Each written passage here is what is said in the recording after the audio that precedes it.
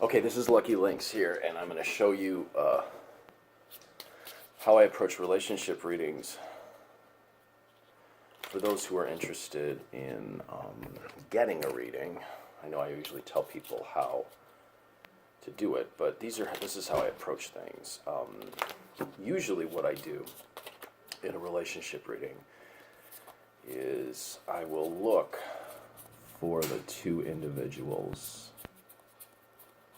So I'll see where they come up. Okay, where's my man? Oh, they're right on top. The man and the woman.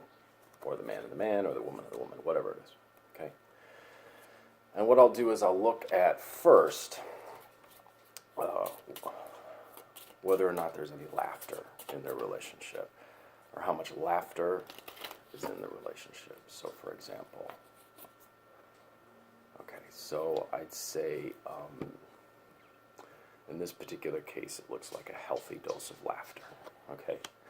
So then what I'll do is I'll examine the actual contracts that both peoples make, because what people don't understand with relationships, it's all about the contract that they make. What one person does as a contract and what another person agrees to as a contract in a relationship are often not the same things. So you may be going into a relationship. So for example, let's say this person goes into the relationship and he's in it for the intellectual, or what he can learn about himself, the intellectual or learning or knowledge, or he's taking it as a surprise as it comes. She's in it for the social piece. So in this particular case, he's looking to find a deeper understanding of himself and of relationships. She's doing it because of the social nature of things, or her social nature.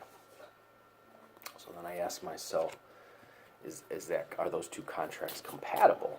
Okay, so these fell out. So, and one of them is actually the contract card. So in this particular case, it would say that what appears on the surface to be a strong or a deep contract has some hidden pieces that are actually bleeding through both of them. So this is kind of a complicated relationship that's developing here. We got a healthy sense of laughter. We got someone who wants a deeper understanding of himself through relationships. We got a woman who wants to be more social or pull herself out. But then I also have a feeling that this has to do with, she did it because her friends did it. She got in a relationship and she wanted to be married or in a relationship because her friends were doing it, her family was doing it, the people in her life were doing it. So this gives me a clue to what's bleeding out. So then I might look at what the effects of that bleeding out between the two of them are likely to be. Okay. What's likely to happen is this is going to lead to a child, which at first is going to seem like a blessing, but there's going to be something that binds the two together in a very isolated way.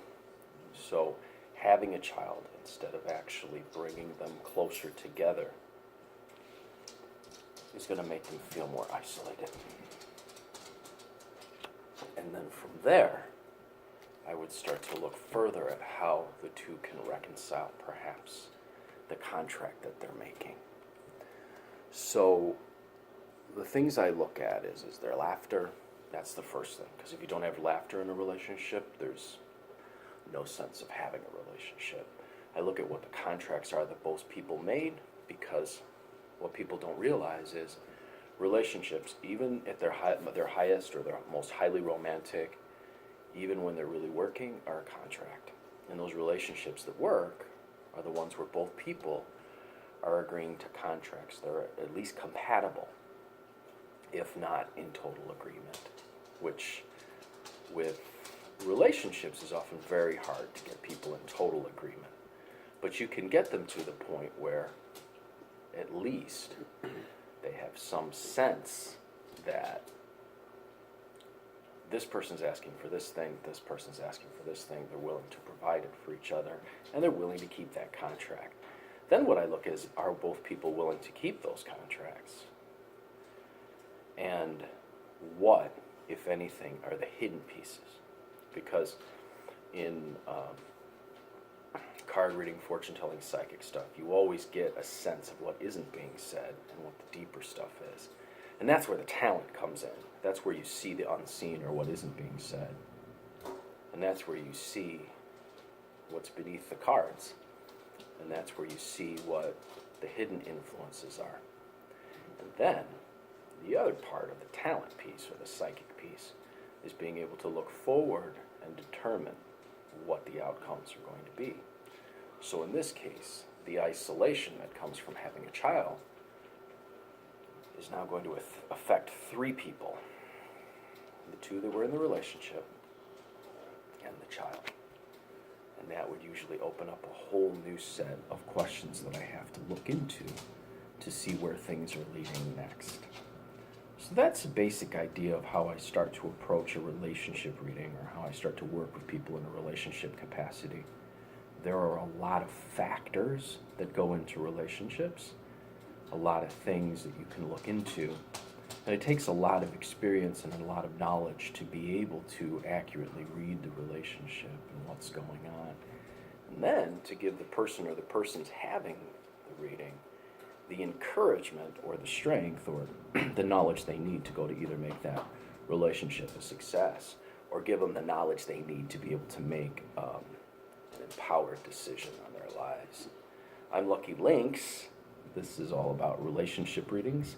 And if you guys want a relationship reading, if you're interested in a relationship reading for a couple or a single person, go ahead and email me at conjurehope@gmail.com. Or you can text me at 779-302-8009. If you are in the Northern California area, the Napa area, we can do it in person. If not, we can do it via video or by phone. And as always, I am wishing you success and good fortune in all you do, especially in your relationships. And if you have any questions, put them in the thing below and I'll do my best to answer.